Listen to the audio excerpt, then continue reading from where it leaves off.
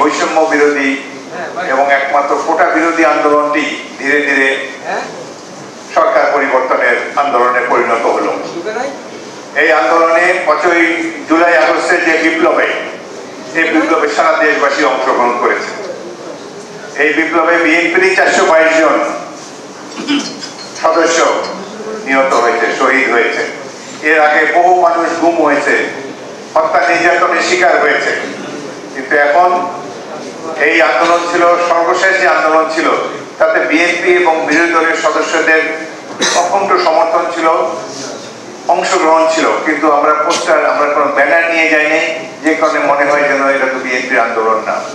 আমার এলাকার ভোলার লালমোহনে 10 জন শহীদ হয়েছে, একজনও ছাত্র না। এরা মুদি দোকানদার, রিক্সাওয়ালা, ঢাকা শহরে গরিব মানুষ। তারা জনতার এই আন্দোলনে শহীদ হয়েছে।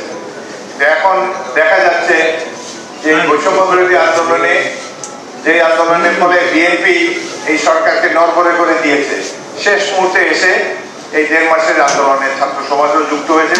তাদের সাথে তাদের পিতা মাতা, সাধারণ মানুষ সবাই নেমে এসেছে। এর কারণ হলো আওয়ামী লীগের অত্যাচার নির্যাতনের সীমা অতিক্রম তারা করেছে, যে জন্য সাধারণ মানুষ পুত্রকন্যার সাথে নিজেরাও রাজপথে নেমে এসেছে। এই ধরনের ব্যাপক আন্দোলন সাম্প্রতিককালের ইতিহাসে কোনো দেশে দেখা যায় না। সাধারণত তরুণরা আন্দোলন করে, কিন্তু এখানে সকল বয়সের সকল শ্রেণীর মানুষ এই আন্দোলনে যোগদান করেছে। বাধ্য হয়ে শেখ হাসিনা দেশ ছেড়ে পলায়ন করেছে। এখন এই দেশের এক কৃতি সন্তান প্রফেসর মোহাম্মদ ইউনূসকে প্রদান করে একটি অন্তর্বর্তীকালীন সরকার গঠন করা হয়েছে। আমরা আশা করি, আমরা জানি এই সরকারের প্রধান কাজ হলো একটি সুষ্ঠু নির্বাচনের ব্যবস্থা করে নির্বাচিত প্রতিনিধিদের কাছে ক্ষমতা হস্তান্তর করা। কিন্তু দেখা গেল যে যায় লঙ্কায় সেই হয় রাবণ। তারা দীর্ঘদিন 10-20 বছর ক্ষমতায় থাকতে চায়। ইতিমধ্যে দেখা গেছে যে আওয়ামী ঘরানার বহু লোক উপদেষ্টা পরিষদের মধ্যে ঢুকে গিয়েছেন।